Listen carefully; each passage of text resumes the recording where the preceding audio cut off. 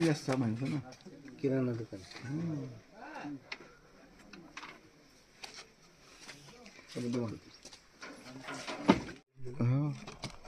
हे जरा प्लॉट काय आहे त्याला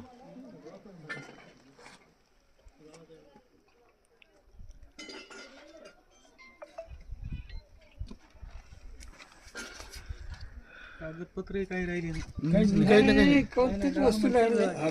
पान याचं पाणी झालं डॉक्युमेंट चेक झाले लेकराची जन्म दाखले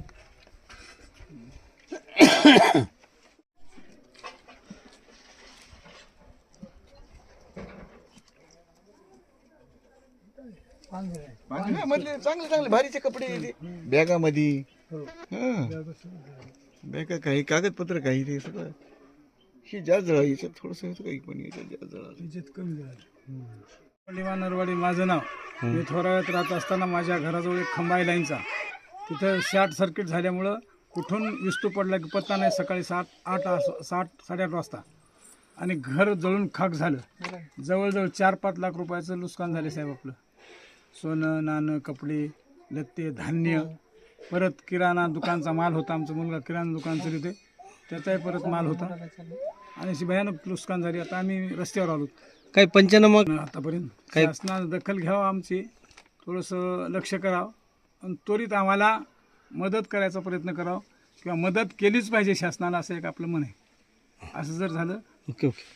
सकाळी 7:30-8च्या सुमारामध्ये ह्या बाजूला जे खंबा दिसते त्याच्यावर शॉर्ट सर्किट होऊन ते शिलंगे घरावर पडले पत्राचं. पाठीमागं सगळं शेतातलं वगैरे कपडे लत्ते कपाट सगळं सामान होतं.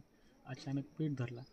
पेट धरल्याच्या नंतर गलका झाल्याच्या नंतर ज्यावेळेस मला कळालं 112वर कॉल करून मी अग्निशमनची गाडी मागवली. अग्निशमनच्या गाडीला येईपर्यंत सगळं घर जळून खाक झालं होतं. ग्रामीणचे पोलीस विभूती साहेबसुद्धा आले होते. त्यांनी भेट दिली, फोटो वगैरे काढून तोपर्यंत गावकऱ्यांनी विझवलेली होती, घेऊन गेले. ग्रामसेवकाला कळवलं, तलाठ्यांनासुद्धा कळवलं.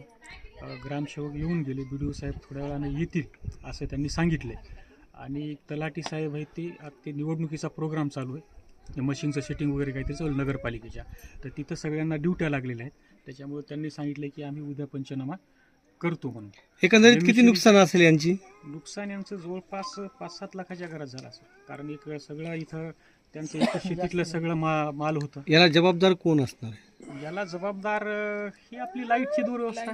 एक तर हे लाईटचे खांबे असे, लाईटीचे तारं ओढलेली, ते काय माणसं बरोबर ओढत नाहीत. लाईनमॅन MSCB वाले लोक काय त्याच्यावर लक्ष देत नाहीत. कुठेही तारं लटकलेली असतात. एका खांबावर कितकाले तारं, त्याचे जंट उघडे असतात.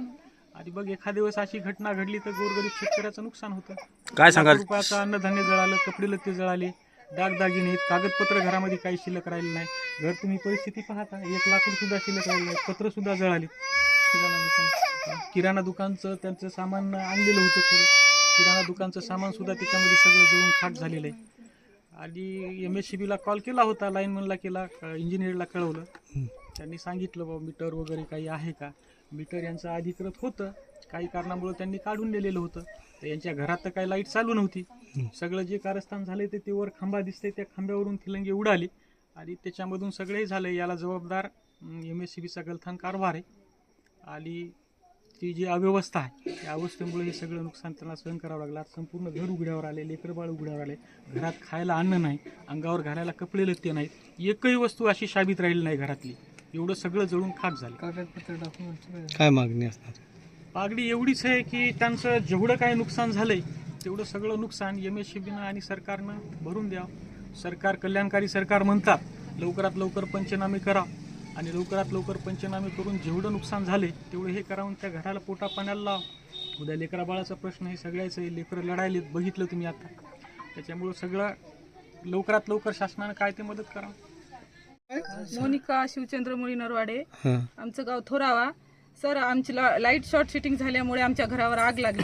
घरामध्ये काहीच उरले नाही, खायला लेकराबाळाला सुद्धा काही राहिलेलं नाही. घरातली सगळी नुकसान झाली. अन्न, घरातल्या वस्तू, चैनीच्या वस्तू, दागदागिने, साड्या, लेकरांचे कपडे, वह्या, पुस्तकं शासनाने दिलेली कोणतीच काहीच मान्यता आमच्या घरात राहिली नाही. आम्ही काय करावे, काय खावे, आम्हाला काही कळना झाले, सुचना झाले. नुकसान भरपाई करून द्यावी शासनाला विनंती आहे.